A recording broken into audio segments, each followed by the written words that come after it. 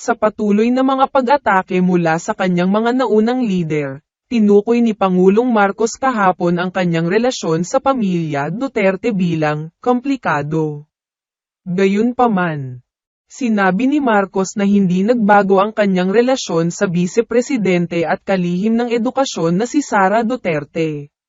Si Sara Duterte, na naging kasamahan ni Marcos sa halalan noong May 2022, ay nakatuon sa kanyang trabaho at hindi masyadong nagpapansin sa mga pambabatikos ng kanyang ama at mga kapatid na lalaki laban sa kanya, ayon sa Pangulo.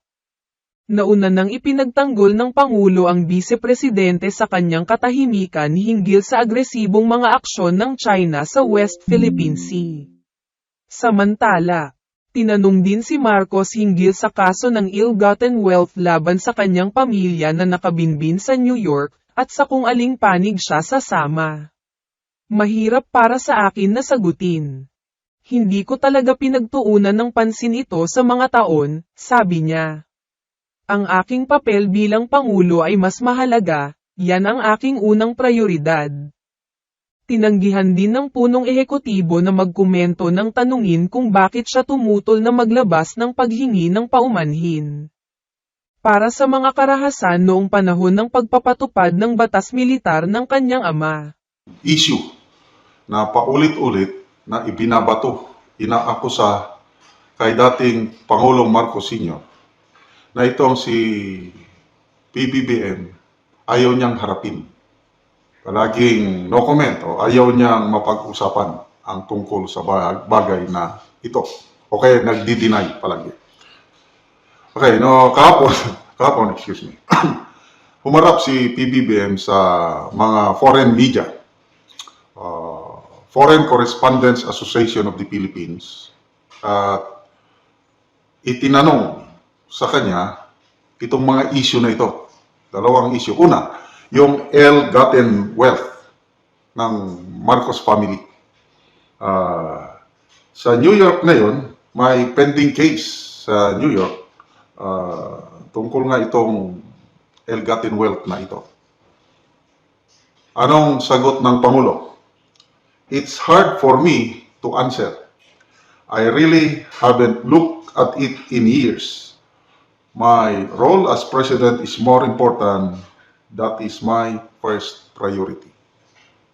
So, ayaw pag-usapan ang mga nakaw na yaman. Alleged nakaw na yaman. Malala ko, excuse me, malala ko nung nagbisita sa Australia, di pa in-interview siya ng ABS, basta ABS Australia. Tinanong ulit yan, nako, parang hindi nakapaghanda ang Pangulo na utal-utal siya sa pagsagot, na patawa-tawa, hanggang medyo nainis yung nag-interview na, why are you laughing? What's so funny about this? So medyo nakakahiya ang dating dahil hindi niya napaghandaan yung tanong na yun. Medyo mas maganda pa dito dahil inamin niya na I have no comment on that. Anyway, magko-comment ako mamaya tungkol sa nakaw na yaman. Next, tinanong din siya tungkol sa alleged human rights abuses committed during the time of his father. Kasi ang panawagan, once and for all, mag-issue na lang siya ng public apology para matuldukan na ang issue. Anong sagot niya? He also refused to comment.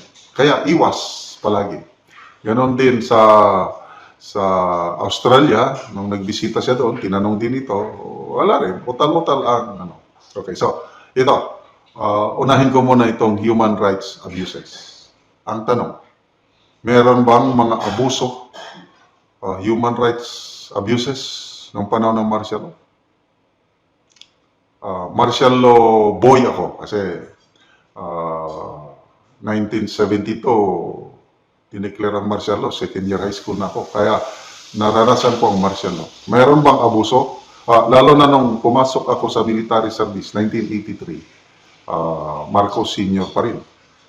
So, throughout my growing up, my early development as military officer, Marcos, Okay.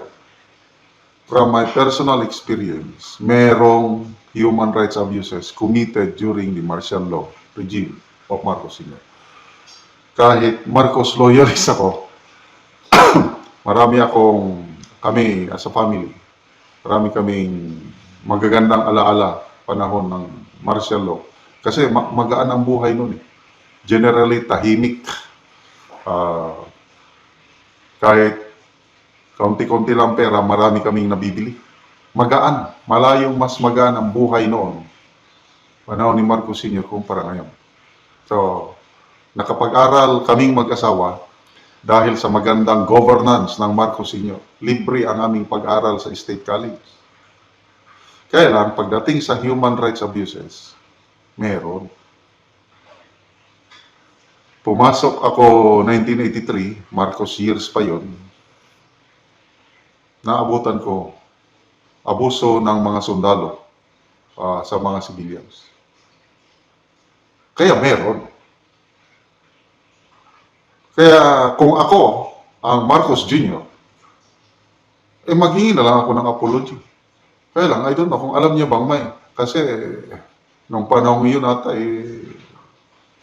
yung na-portray na image niya sa Made in Malacanang, parang wala siyang pakialam sa buhay. Wala siyang pakialam sa governance. Panahon yun.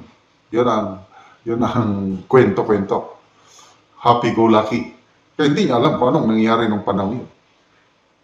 But to me, as a person, I have witnessed some abuses. Although, in fairness naman, hindi naman state policy, hindi naman utos ng Pangulong Marcos Sr. na mag-abuso ang mga men in uniform.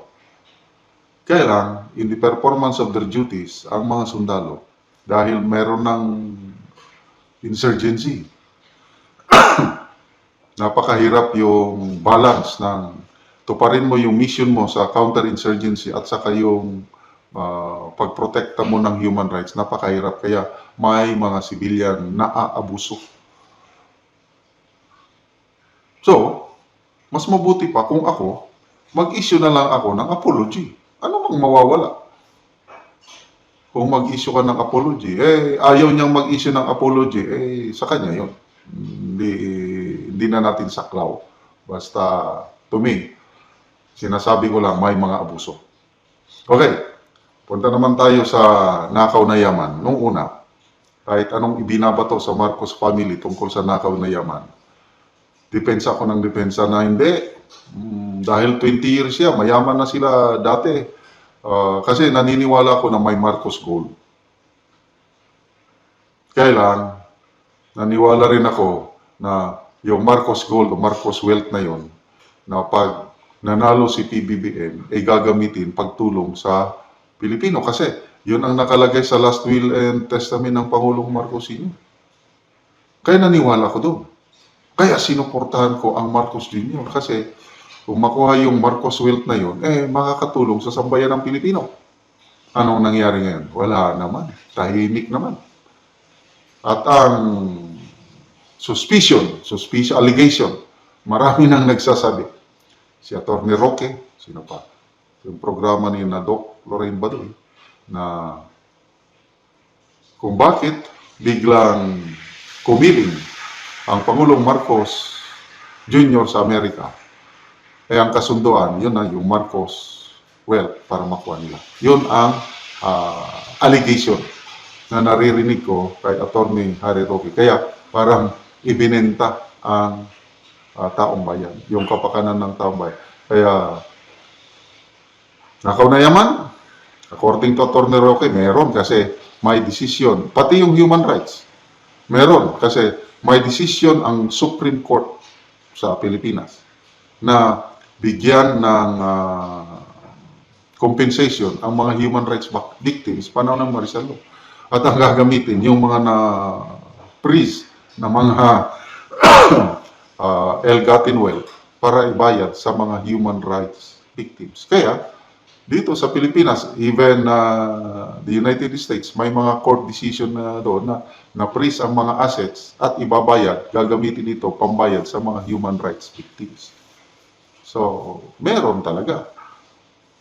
So, ano ngayon, sayang na pagkakataon, ano, yung ma-clear sana ang pangalan ng Marcos family. Ito, nababasa ko lang na comments ng aking mga subscribers.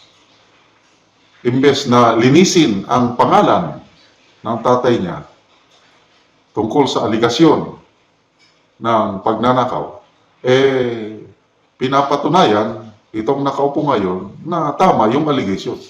Ganon yung mga comments na nababasa ko. Kasi kung tignan mo ang estado sa ating bansa pagdating sa korupsyon, grabe, malala ang korupsyon ngayon, kaliwat kanan. Sana yan, yung wala na tayong balita, yung nangyari sa National Food Authority, yung bigas na sana para sa mga buffer stock, para sa kapuspalan, ibinenta doon sa mga negosyante at nakinabang ang negosyante at mga opisyalis ng NFA. Kaya 143 NFA officials sinuspend ng ombudsman. Sana mabilisan ang para mapa. So, yun, korupsyon. Grabe, lumalala ang korupsyon nakawan sa ating bansa itong administrasyon na ito.